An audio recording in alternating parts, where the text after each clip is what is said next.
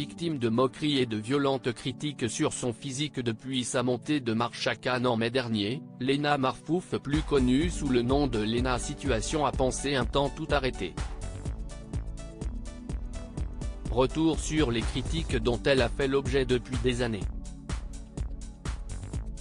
Depuis 2012, Lena Situation est la reine incontestée des influenceuses. Adoubée par Anna Wintour en personne, cette jeune femme de 25 ans inspire une génération entière en devenant une figure incontournable des réseaux sociaux. Positive et bienveillante, elle distille au fil de ses vlogs des conseils toujours avisés et indulgents. Pour autant, bon nombre de personnes ne partagent pas sa nature affable. Et le moins que l'on puisse dire, si est que Lena Situation en a fait les frais. Depuis sa montée des marches en mai dernier pour la 76e édition du Festival de Cannes, la jolie influenceuse ne cesse d'être critiquée pour son physique. Une déferlante de critiques pourtant, la jeune femme avait mis le parquet. Habillée d'une robe vintage signée Vivienne Westwood, création datant de 1994 et déjà portée par la top modèle Naomi Campbell, elle avait déclaré « Je suis trop fière de porter cette robe d'archives sur le tapis rouge, et cette fois-ci je me sens bien ».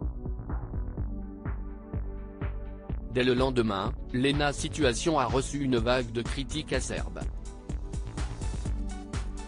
Quelques mois plus tôt, elle avait déjà fait l'objet de virulentes remarques sur ses cheveux jugés trop bouclés au naturel. Cette fois-ci, ce sont ses cuisses qui seraient trop généreuses. Une situation qui a provoqué la colère de l'influenceuse. « Mon rêve, ce n'est pas de corriger tous mes défauts, si est de faire la paix avec mes complexes.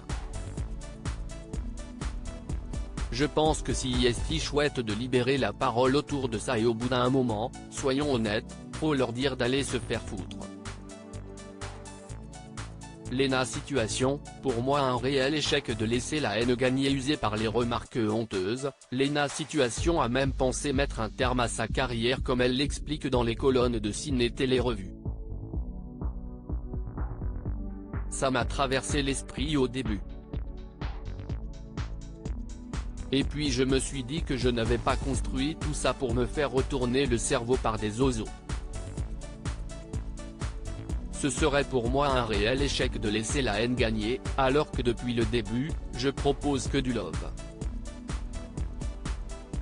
Une belle leçon de positivité qui fait du bien à entendre.